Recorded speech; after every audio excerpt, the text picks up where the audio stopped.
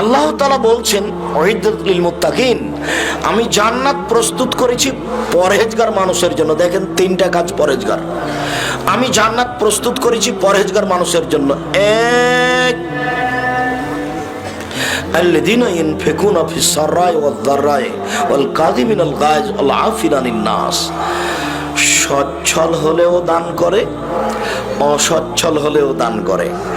টাকা বেশি থাকলে বেশি করে, টাকা কম থাকলে কম করে। এই লোকের জন্য আমি জান্নাত প্রস্তুত করেছি। দুই, আল কাযিমিনাল গায়জ, রাগকে থামাতে পারে।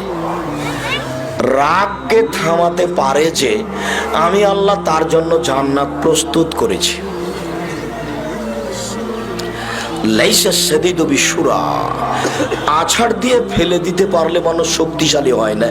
আল্লাযী ইয়ামলিকু নাফসাহু ইনদাল গাযাবে, রাগের সময় যে নিজেকে ধরে রাখতে পারে, গালিগালাজ করে না, কিছু সিদ্ধান্ত নিয়ে ফেলে না, এই হলো শক্তিশালী।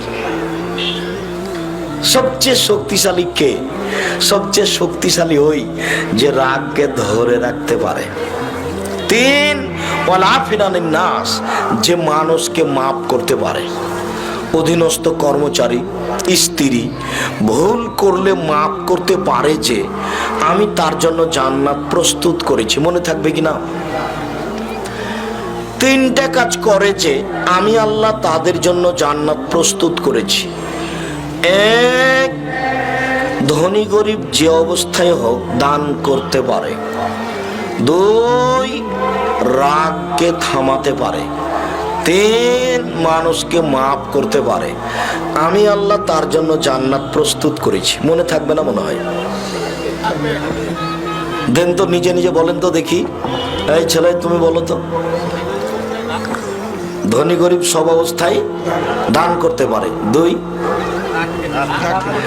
রাগকে কন্ট্রোল করতে পারে, রাগকে থামাতে পারে। তিন, মানুষকে মাফ করতে পারে। ভুল করেছে, মাফ করেছে। যে একটা লোক সমাজে দাঁড়িয়ে বলছে আমার ভুল হয়েছে, মাফ কর, আর একজন লাভ দিয়ে উঠে বলছে তো দাঁত হয়ে দেবো, কিসের ভুল?